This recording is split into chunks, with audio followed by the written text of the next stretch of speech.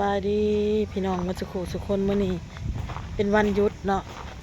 เป็นวันหยุดแล้วก็มีผู้หลักผู้ใหญ่เพิ่นพามาเที่ยวพี่น้องเลยวันหยุดมาเที่ยวมาเล่นโอ้ยมีแบะอีกแล้วทุกคน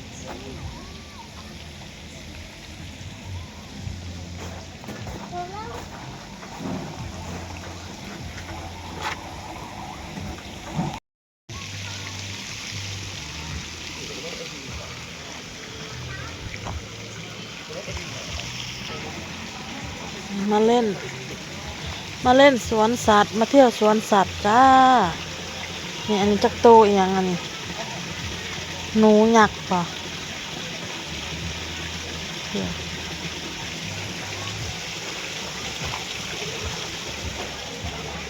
ี่ไม่มีนี่น่าจะเป็นตัวเห็น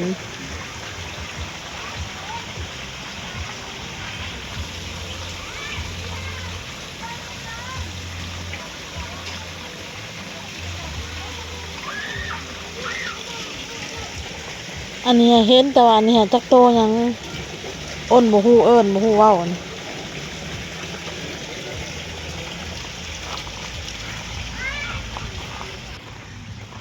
โซนทางนี้ก็จะเป็นนกกระจอกเทศ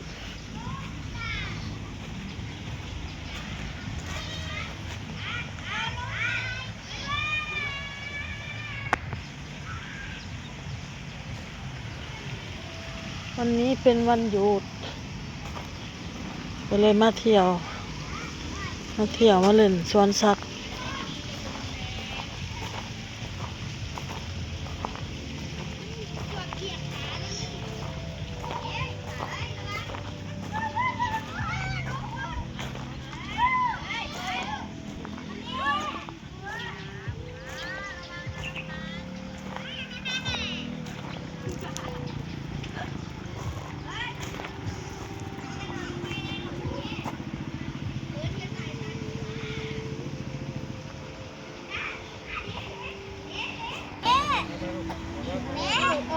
กระต่าย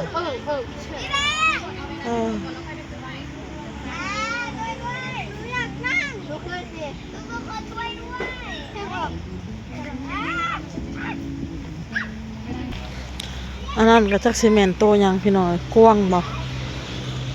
ตัวกว้างหรือโตยังบ่ฮู้เอิ้นบ่ฮู้เว้า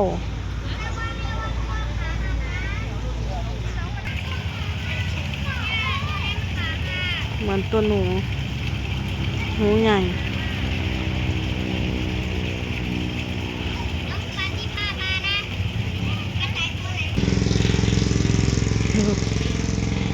ตัวแพะ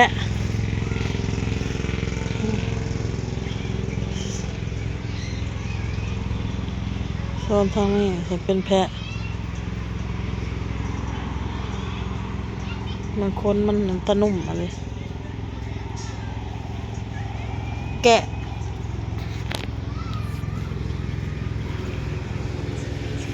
คนมันนุ่มๆไหม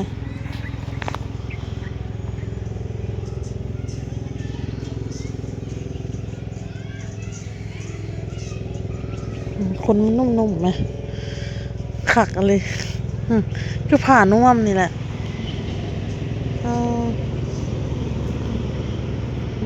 หลายตัวนี่เขาก็ปล่อยเลยพี่น้องเลยเขาปล่อยมันกินหญ้ากินหยัง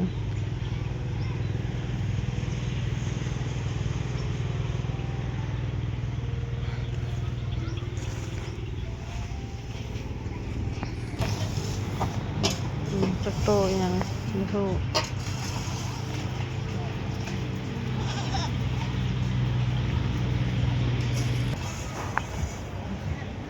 ตัวหนู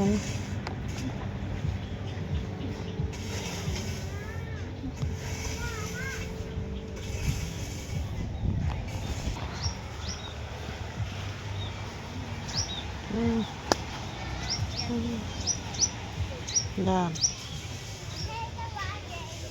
คือตัวกวางตัวพานตัวอย่างนี้แหละ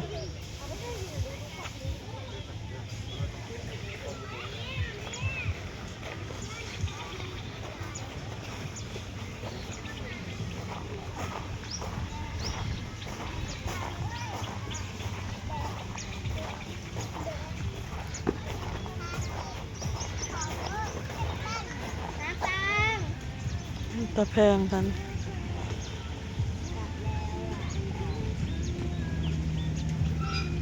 บ๊ายบายน้องก่อนน้ำตาลบอกให้น้องเอาไว้ให้กระต่ายให้น้องเอาไว้ให้กระต่าย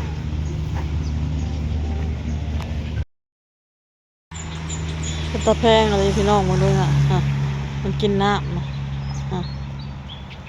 ตะแพงอะไร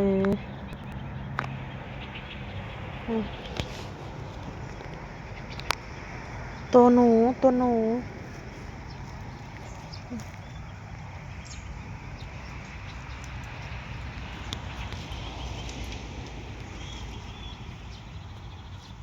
มีแบะมีแพะแบะกับโบแมนได้สิแบะตัวใหญ่ๆแบะเตี้ยนะพี่น้องแบะเตี้ยแบะน้อย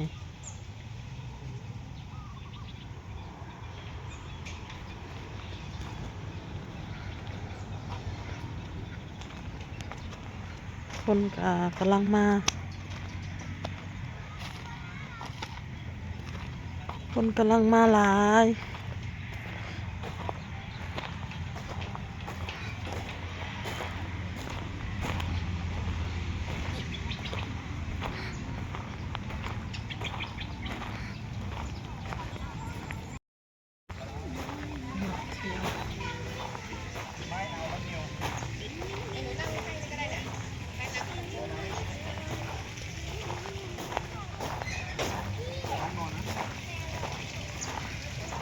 หางนกมีนกบิน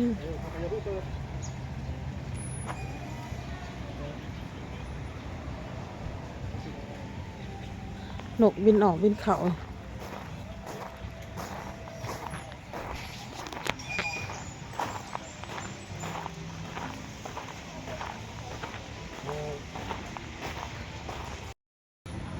ตะซัง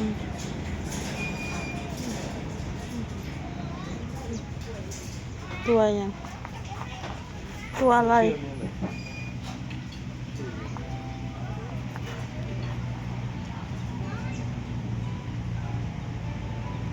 กระรอกบิน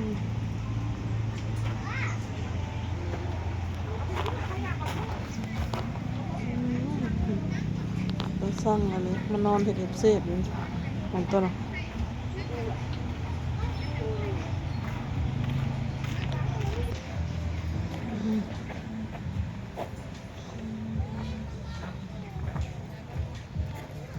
ตะแพงค่ะ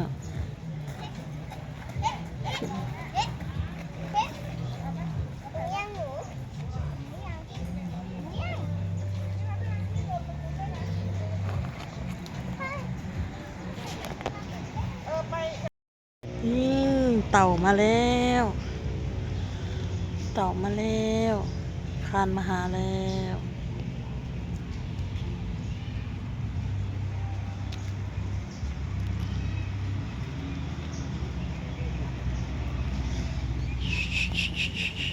ตะแพงกระตามันนะเต่าใหญ่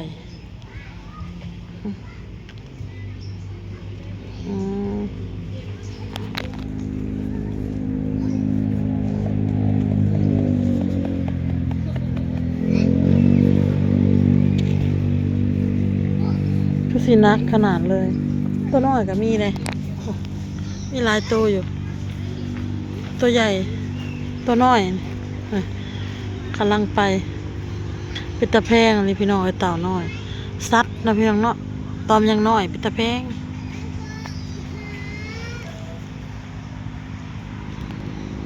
มาหยุดอยู่ตรงนี้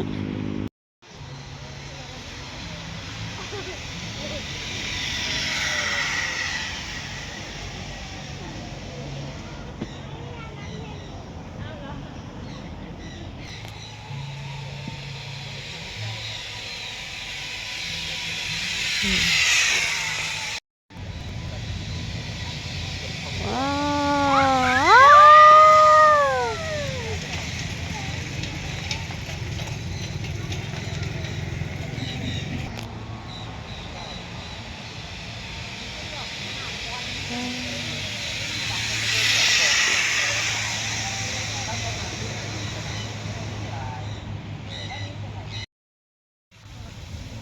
วันนี้ก็สิเดินทางกลับแล้วพี่น้องไอ้บ้านนี้ก็ได้ มาเล่นมาเที่ยวมาเพียงเนาะวันหยุดพี่น้องเอาลาพี่น้องกินก็กินหนาสบายดีพี่น้องบ๊ายบาย